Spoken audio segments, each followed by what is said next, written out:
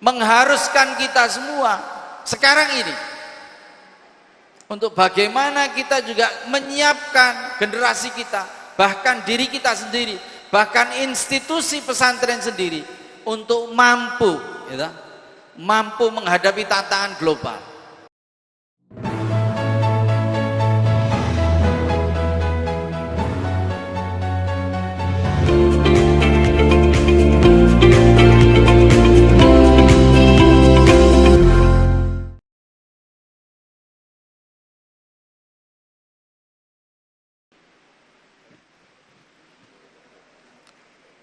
Assalamualaikum warahmatullahi wabarakatuh. Bismillahirrahmanirrahim. Alhamdulillahirabbil alamin. Alhamdulillahilladzi bi ni'matihi tatimmus shalihat wa bi dzikrihi tatanazzalur rahmat wa bi syukrihi tazidul khairat. Wassalatu wassalamu ala man la nabiyya ba'dah. Sayyidina Muhammadin wa ala alihi wa sahbihi wa man tabi'a hudah.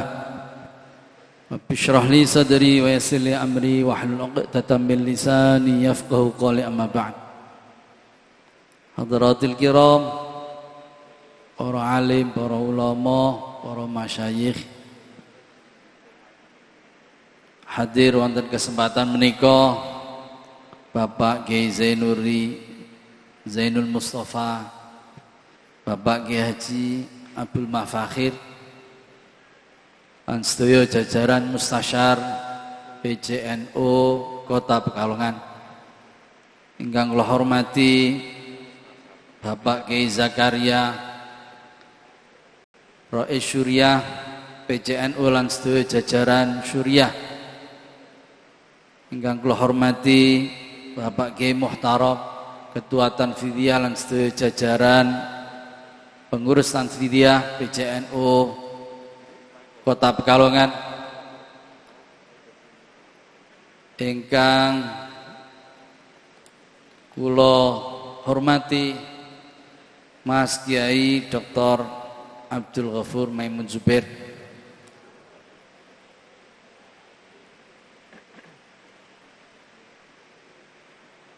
pengurus besar Nahdlatul Ulama dari Sarang Rembang, ingkang kula hormati Mas Moderator Mas Hasan Suaidi rencang wonten Krapyak rumiyin, alhamdulillah. Bapak-bapak pengurus MWC, pengurus ranting PJNU Kota Pekalongan, bapak-bapak, ibu, sederek-sederek, pengurus Badan Otonom Muslimat, Fatayat, Ansor, Ibnu IPPNU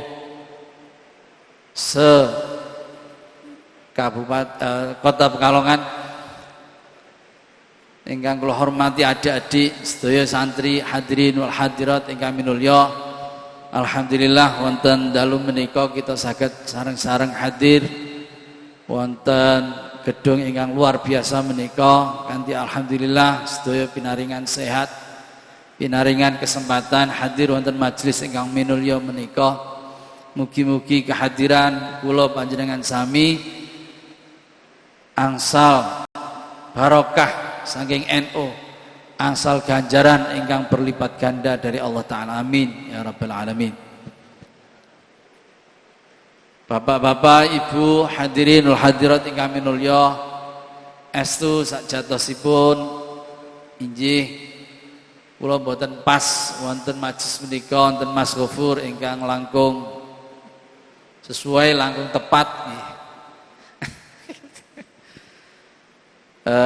keranten menika mangke kula sekedhik mawon, mangke Mas Ghafur ingkang nggih kathah paring pengarahan taujihat dhateng kita sedaya. Estu sakderengipun matur nuwun ajahi undangan dawuh ingkang sampun didhawuhaken dhateng kula kagem nderek wonten acara menika, mugi-mugi sekedhik kathah nggih saged sekedar urun rembuk napa ingkang dados materi lan tema kita pada malam hari ini. Bapak-bapak, Ibu ingkang kula hormati, estu tema menika tema ingkang aurat nggih, tema ingkang masyaallah niku sing ngrumuske sinten nggih kula nggih mboten paham nggih. Mboten diparingi kisi-kisi dados nggih masyaallah pertarungan global nggih. Tapi sakjatosipun menawi kalau kita melihat sejarah perjuangan santri kita di Nusantara ini, betapa kita sudah membuktikan diri bahwa kita ini mampu berperan, berkiprah dalam kehidupan berbangsa dan bernegara. Adanya umpamanya pergerakan nasional itu bisa ditilik dari pergerakan Kanjeng Sultan Agung Hanyokrokusumo, yang betapa beliau itu marah karena beliau melihat penjajahan sudah sak penake dhewe, sak karepe dhewe, bahkan di Batavia sana, di Jakarta. Dan beliau sebagai seorang santri menunjukkan perannya melalui kepemimpinan, melalui kekuasaan yang waktu itu beliau dapatkan atau beliau pegang waktu itu, yaitu sebagai Raja Mataram. Ini Kanjeng Sultan Agung, dan betapa perlawanan beliau yang luar biasa itu membuktikan ya sedikit banyak kocar kacirnya waktu itu penjajah di Indonesia, khususnya di Jakarta. Jenengan sampun sami ningali belum film Sultan Agung nih? Sampun nggih, masya Allah luar biasa. Kalau kemudian kita lanjut kepada bagaimana Pangeran Diponegoro membangkitkan perang Jawa, ya meskipun itu sebentar, sekitar 5 tahun saja, tetapi yang kemudian perang yang beliau lakukan itu menginspirasi gerakan-gerakan kemerdekaan yang lain di seluruh Nusantara. Ini Pangeran Diponegoro. Dan beliau tidak ada lain kecuali adalah juga seorang santri. Dan ketika kemudian masa pra kemerdekaan, bisa kita lihat, masya Allah, gerakan-gerakan santri, Allah yarham Simbah Kiai Abdul Wahab Hasbullah ya, rahimahullah, melalui gerakan-gerakan ekonomi, melalui gerakan pemikiran, dan kemudian mendirikan Jam'iyah Nahdlatul Ulama. Itu adalah bagian dari pergerakan kita, pergerakan kaum santri, yang kalau kemudian kita bisa simpulkan sampai kemudian masa kemerdekaan, masa kemudian mengisi kemerdekaan, sampai kita kemudian lihat kita punya presiden santri, Allah yarham Kiai Haji Abdurrahman Abdul Wahid. Kita punya hari ini, saat ini kita punya Kiai Haji Ma'ruf Amin, bukan sekedar santri, bahkan Rois Am, bahkan Ketua Umum Majelis Ulama Indonesia. Ini membuktikan beliau-beliau orang yang cakap, orang yang punya kompetensi, bahkan sampai di tingkat yang paling tinggi sebagai presiden dan wakil presiden Republik Indonesia. Tentu gerakan-gerakan ini bukan hanya gerakan-gerakan yang begitu saja. Tentu secara global gerakan-gerakan ini dipengaruhi gerakan-gerakan yang juga ada di berbagai belahan dunia. Ketika kemudian pra kemerdekaan, ya kita harus lihat santri-santri yang ada di Mekah, santri-santri yang ada di Saudi, santri-santri yang ada di Mesir. Tentu saja dia tahu juga, ketemu juga, ngomongin juga nasibnya sesama negara yang juga dijajah, yang kemudian omong-omongan itu ketika dibawa pulang itu menimbulkan pergerakan-pergerakan nasional. Ya, itu artinya itu yang dia lakukan tuh terinspirasi dari gerakan, dari obrolan, bahkan sampai di tingkat global. Ini nyata, ini terjadi. Dan ketika hari ini kita sudah ada di masa kemerdekaan, ya, maka tidak bisa tidak, kewajiban kita adalah mengisi kemerdekaan. Tidak bisa tidak. Nah, kita harus bisa berperan di dalam kapasitas dan apa yang kita bisa untuk bangsa dan negara. Kalau umpamanya Kiai Haji Ma'ruf Amin mengibaratkan, ya, kita ini punya tugas bukan hanya wazifah diniyah, bukan hanya tugas keagamaan, kita juga punya tugas namanya wazifah wataniyah, tanggung jawab yang bersifat kenegaraan. Dan itu kita sudah dicontohkan oleh para pembesar. Terpampang di situ foto Allahyarham Kiai Haji Wahid Hasyim. Beliau ikut merumuskan Pancasila sebagai dasar negara, merumuskan, ya, pembukaan undang-undang dan bahkan undang-undang dasar yang hari ini masih kita pakai menjadi dasar bagaimana kita, ya, berkehidupan, berbangsa dan bernegara. Ya. Nah, ini mestinya menginspirasi kita semua, para santri dan para kiai, untuk bisa juga berperan seperti mereka, berlaku seperti mereka.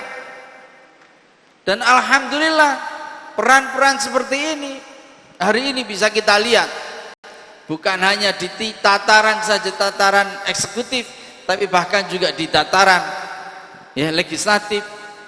Kita bisa hari ini menemui, ya, undang-undang yang banyak sekali, dan itu bisa mengakomodir apa yang ada di dalam syariat kita, syariat Islam. Hari ini kita bisa melihat undang-undang zakat, kita bisa melihat undang-undang perbankan Islam, kita bisa melihat undang-undang wakaf, undang-undang apalagi, banyak sekali undang-undang yang itu tentu saja tidak mudah dan tidak sederhana.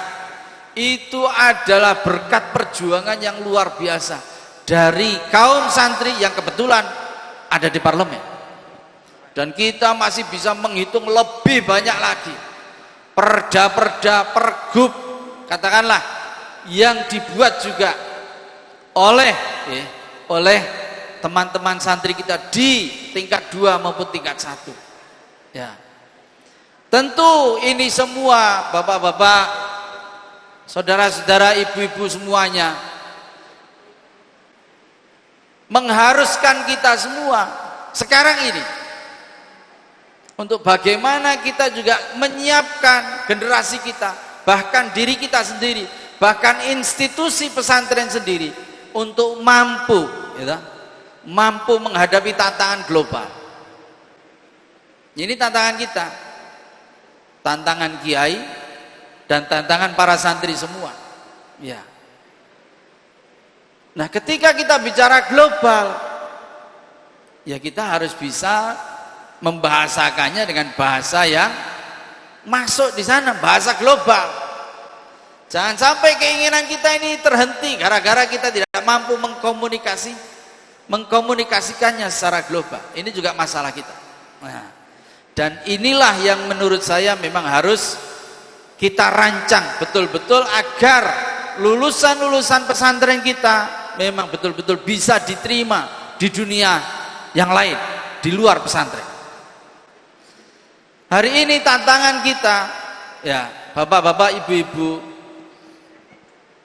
para kiai khususnya, kita lihat yang mondok hari ini itu bukan hanya mereka yang ingin tafaqquh fiddin. Ini realitas. Ada banyak orang tua, wali, santri yang memondokkan, dan mereka itu ingin, ya, anak itu enggak kok sampai dakik sekali gitu.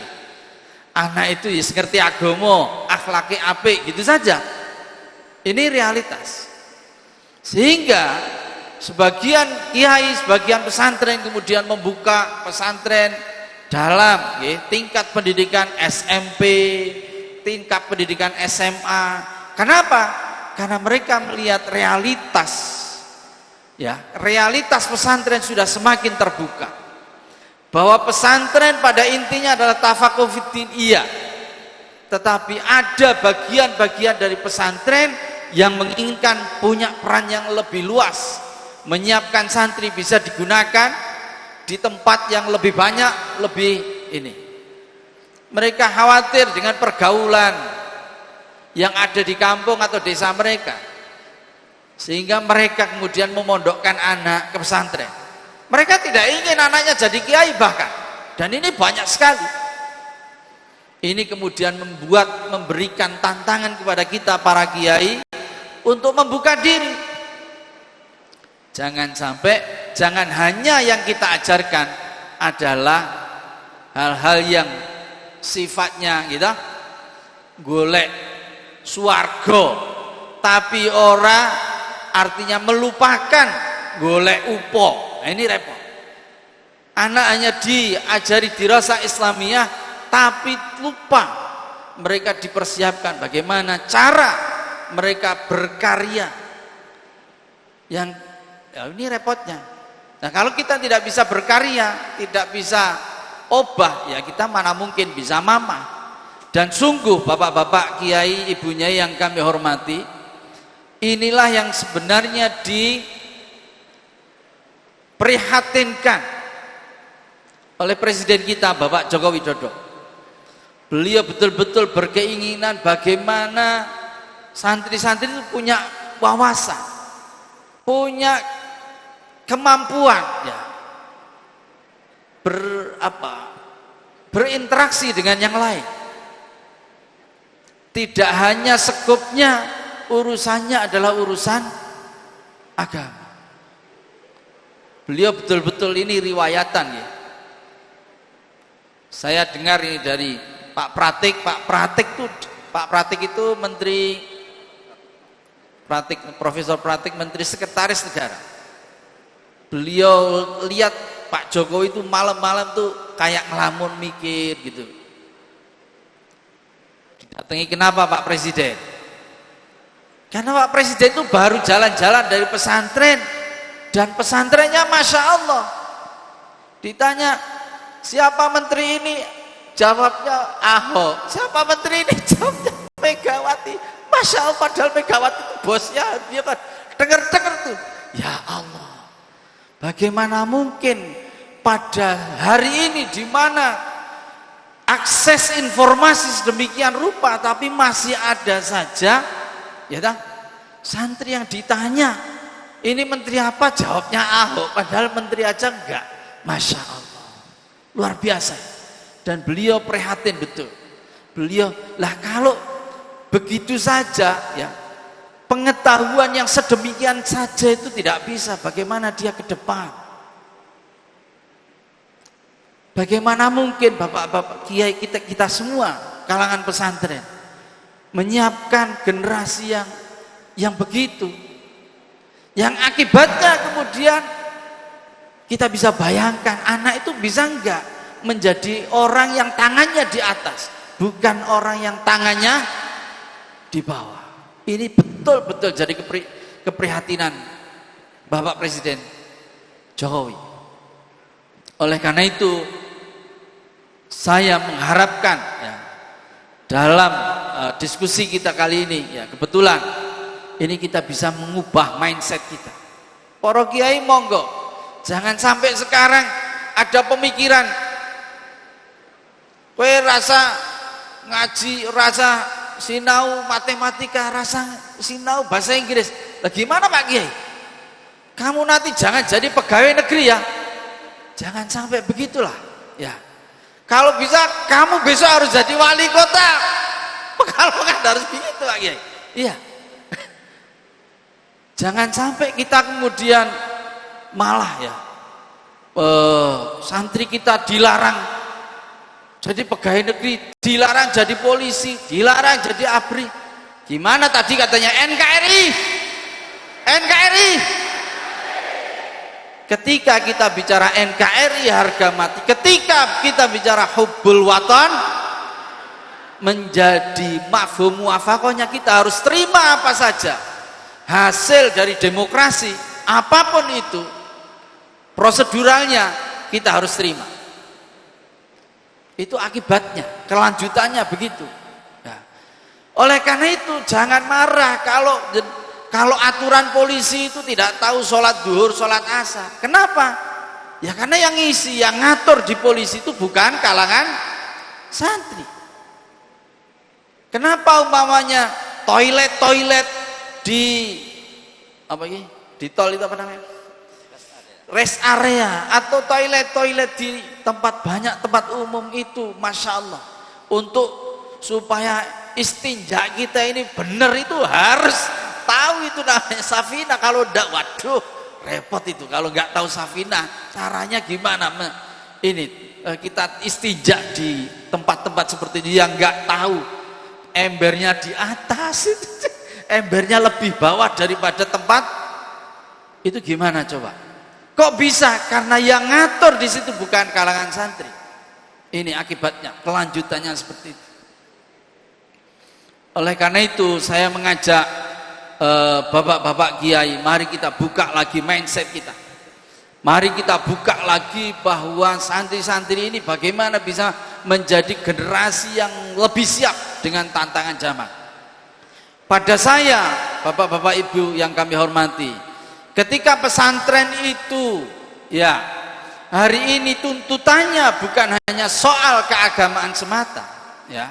Ketika anak itu dipondokkan dan itu urusannya bukan hanya urusan tafaqquh fiddin saja, maka menjadi kewajiban kita, ya, untuk di pesantren itu menyediakan bukan hanya hal-hal yang sifatnya kurikuler, sifatnya pokok, hal-hal yang kaitannya dengan dirasah Islamiyah, pengajaran agama. Tetapi pada saya, mari kita mulai urus hal-hal yang bersifat keterampilan. Mari kita urus hal-hal yang bersifat pengembangan bakat dan minat santri. Ya, di samping tentu saja tadi ada pengembangan pendidikan SMP, SMA, SMK, bahkan perguruan tinggi, silahkan.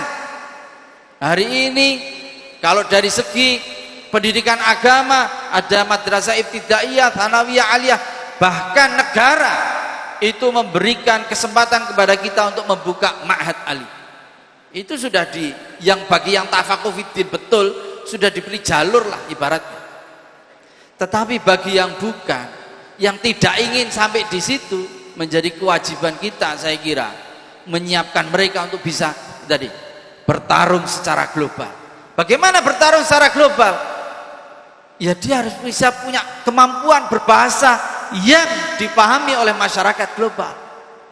Bahasa Arab, bahasa Inggris, bahasa Prancis, itu harusnya keterampilan berbahasa. Ya. Bagaimana supaya kita punya fotografer, sutradara, bahkan pemain film yang punya sikap karakter santri? Ya, kita harus siapkan mereka. Santri-santri yang dikembangkan bakat IT-nya, dikembangkan bakat katakanlah bermain peran seni dan seterusnya. Sebab kalau kita tidak mengisi di situ, akan diisi oleh orang lain. Dan kita nggak boleh marah kalau sudah begitu. Ya, kita bahkan bisa menyiapkan santri-santri di bidang olahraga. Ya, yang kalau santri itu sudah main di bidang olahraga dan yang main santri, mestinya umpamanya itu adalah renang, ya mestinya nggak akan begitu pakaiannya. Mesti kalau masakan santri renang, atlet renang, masa satria begitu kan ambiar itu nanti Pak Kiainya. Inilah, dan yang begitu tuh harus kita ajarkan setiap hari setiap saat di pesantren.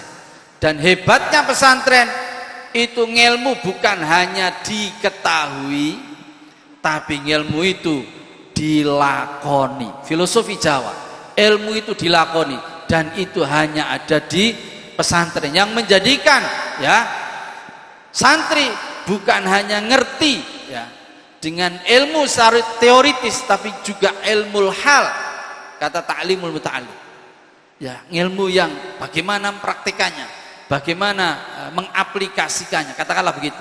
Ya, inilah saya kira bapak-bapak kiai dan para santri semua. Untuk para santri saya kira pesannya satu saja, seperti kata Imam Zarnuji itu, wa kun mustafidan kul la yaumin ziyadatan minal ilmi wasbah fi buhuril fawaidi. Kun mustafidan kulla yaumin ziyadatan.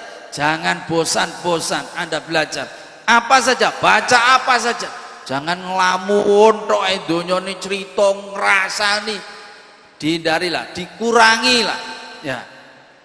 Tapi sampean hari ini merupakan ya, mendapatkan berkah luar biasa karena Ananda semuanya memiliki orang tua yang hebat, yang menyerahkan pendidikan Ananda kepada para kiai di pesantren. Itu adalah satu keunggulan. Ya. Oleh karena itu manfaatkan waktu ini dengan sebaik-baiknya, ya toh? Yang dengan itu Anda nanti sedikit banyak ya, sudah pelatihan, sudah persiapan saja nanti dalam kehidupan yang nyata itu mesti kurang. Ya. Apalagi kalau kita ini tidak banyak latihan, tidak banyak memanfaatkan kegiatan di pesantren, itu sungguh eman-eman itu ya.